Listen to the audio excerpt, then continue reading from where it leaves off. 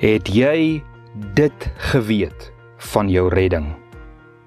Het jy geweet dat daar nie een dag in die hemel bepaal sal word of jy hemel of hel toe sal gaan nie?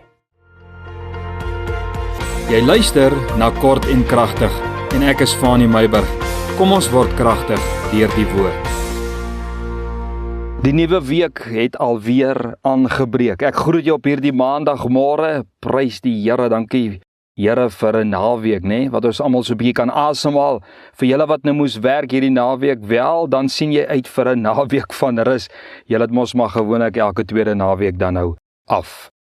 Mag die Here jou seën in hierdie week wat voorlê. Vanoggend gesels ek met jou oor, het jy dit geweet van jou redding? Ek het nou al hieroor 'n bietjie gesels, maar ek gaan dit weer beklemtoon vanmôre. Baie mense, né? Dalk jy ook, lewe met hierdie gedagte.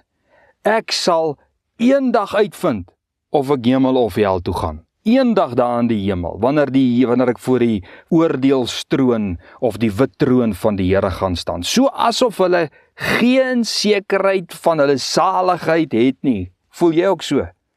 Of dan dat hulle glo, jy kan nie sekerheid van jou saligheid hê nie. Dis soos om te betaal vir jou produk, dis al hoe ek dit kan verduidelik. Dis soos om te betaal vir jou produk, en jy het die bewys, en nie die sekerheid het, dat as jy by die sekuriteit kom, dat hy jou sal vervolg nie. Of om jou vliegtuigkaartjie te koop. Nou ek sê nie ons gaan met 'n vliegtuig hemel toe nie, né? Ek wil net aan jou 'n gedagte bekend maak. Dis soos om 'n vliegtuigkaartjie te koop en te vrees dat as jy by die deur van die vliegtuig kom, gaan hulle jou nie deurlaat nie. Kind van die Here, dit werk nie so nie. As jy weet daar is betaal vir jou produk of dan jou kaartjie, dan het jy versekering en vrede en vrymoedigheid. Jy vrees nie vervolging nie. Jy vrees ook nie dat jy nie jou bestemming sal bereik nie. Daar is nie vrees nie. As jy aardse versekering kan hê, hoeveel te meer sal jy nie hemelse versekering hê as Jesus jou skuld vereffen en die deur is na die ewige lewe toe nie. Is dit nie waar nie? So lees gou 'n bietjie saam met my Romeine 5 vers 9.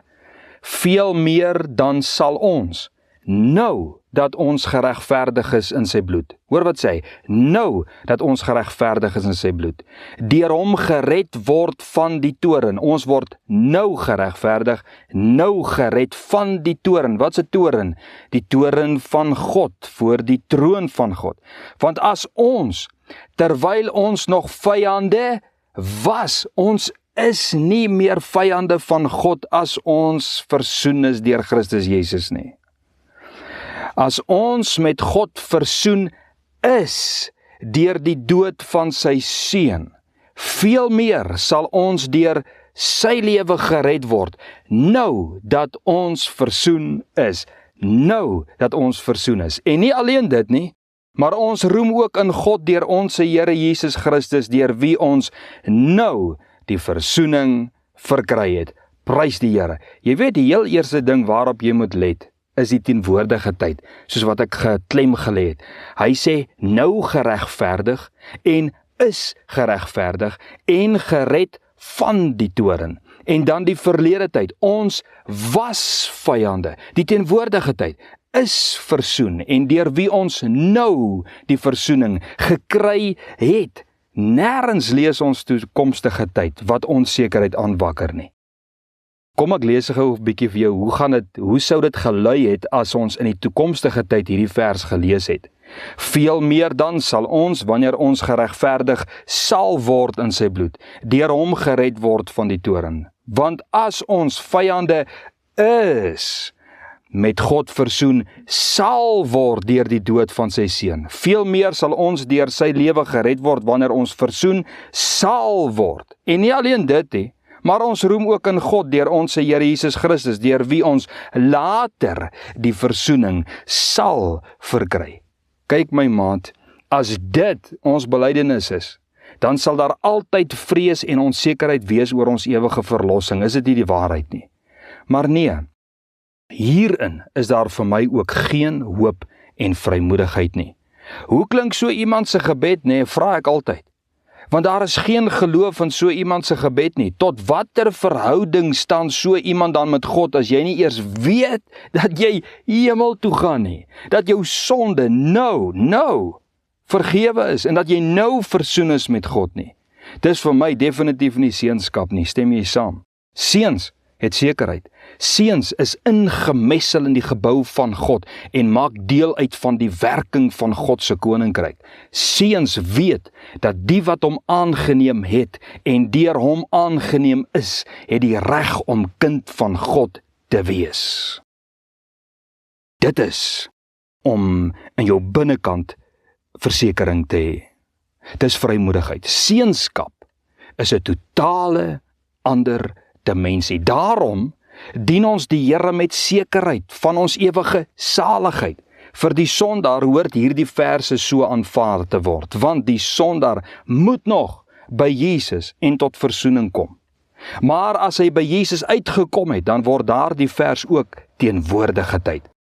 Hoor 'n bietjie wat sê Lukas 12 vers 32, hy sê moenie vrees nie, Jesus praat self, hy sê vir hulle, moenie vrees nie klein kindertjie, want julle Vader het 'n welbehae daarin gehad om aan julle wat in my glo, die koninkryk te gee. Die Vader, nee, glo my, sal nie aan iemand die koninkryk toevertrou as die Vader nie eers die ewigheid vir hulle instoor het nie. Dit is mos so.